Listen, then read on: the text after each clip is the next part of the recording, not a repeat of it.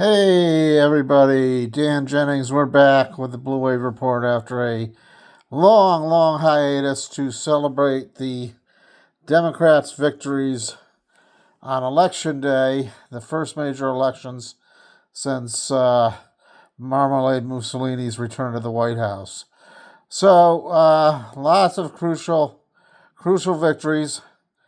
Abigail Spanberger in Virginia makes history, becoming Virginia's first female governor. It brings the seat back into Democratic hands for the first time since 2021. Yes, I know, not a long time, but still good news.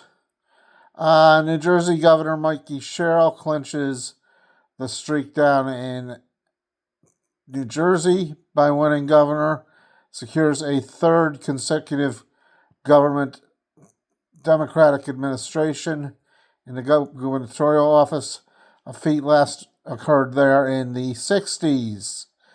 I'm going to apologize for slaughtering his name, but Zohran Mamdani has claimed victory in New York as the city's first Muslim mayor, which is a great win on so many levels. Lately, we see a lot of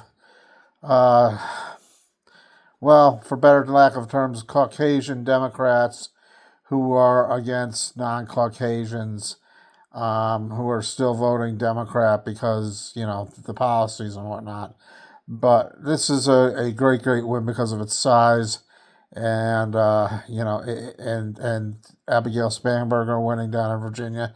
It shows that the Democratic Party may be slowly swinging away from just white males, which we really need as a party to wake up and realize and do.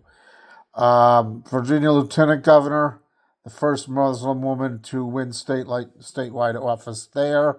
Democrat, I'm going to slaughter her name, Ghazala Hashmi, and I apologize for probably slaughtering her name. She became the first Muslim woman to win a race for a statewide office in the country, with a victory over conservative talk show host John Reed. Virginia Attorney General Jay Jones down there, elected as Democrat despite uproars over the text that he sent in 2022 that showed him fantasize about killing a Republican lawmaker and his family. It's a great win. Not really sure how I feel about it because the fact that he sent those texts out, I'm not a big believer in violence. I'm a pacifist at heart. Violence breeds violence, and but the proof's in the pudding, as they say. So let's see the job he does, and hopefully he governs as Attorney General down there for all, and not just the Democrats. Pennsylvania Supreme Court. The Democrats held all the incumbent seats that were up for retention, holding their 5-2 advantage.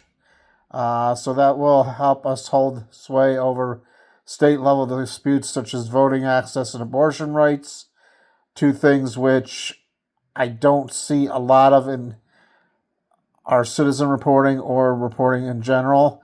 We really need to get back on message about abortion rights as health care. I see healthcare in general because of the costs, but we also should be pushing abortion rights and, in general, female healthcare. And I think that's fallen a little by the wayside, possibly by Trump's plan. Possibly he, underrated how pissed off people were going to be over the premium increases. I'm not sure, but we need to get back to work on that. California, Prop 50 wins. It will allow California to rewrite their congressional lines. They're talking about adding 5 more Democrat seats. Trump has already come out and said that he intends to fight this in court, to which I have one thing to say. Mr. President, Texas much? Georgia Public Service Commission. For the first time since 2000, Democrats have won seats on that commission. and have narrowed the GOP's supermajority to 3-2 on that body that regulates utilities statewide. Mississippi, Democrats have gained seats following redistricting, picking up seats in both the House and the Senate. Democrats took 2 Republican seats in the Mississippi Senate, thereby breaking their supermajority, and picked up 1 seat in the House. In Connecticut,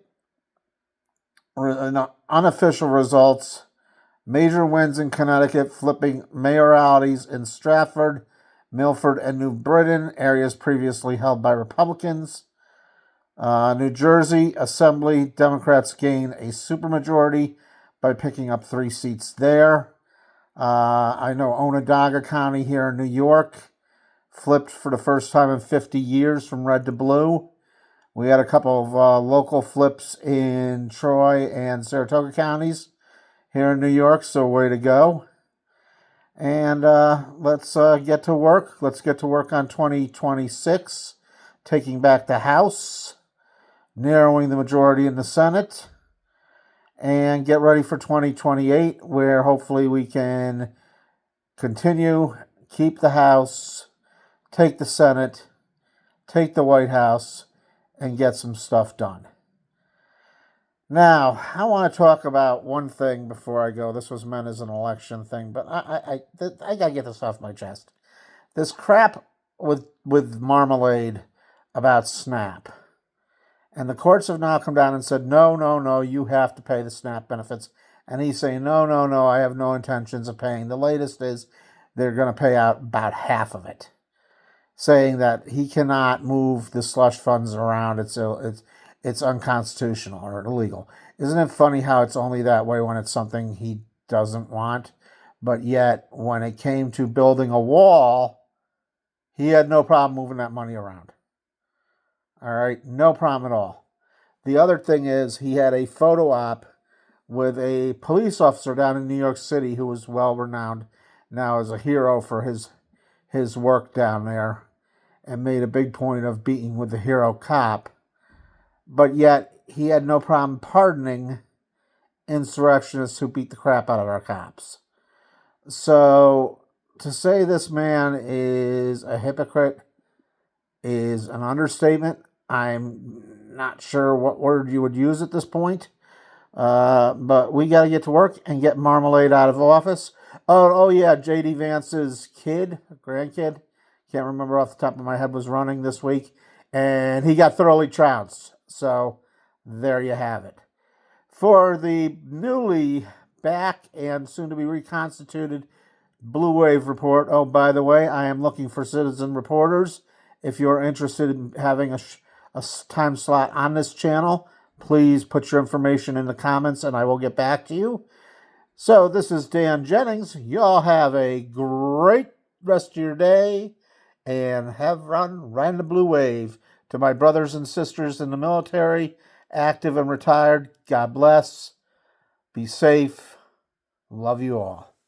Bye.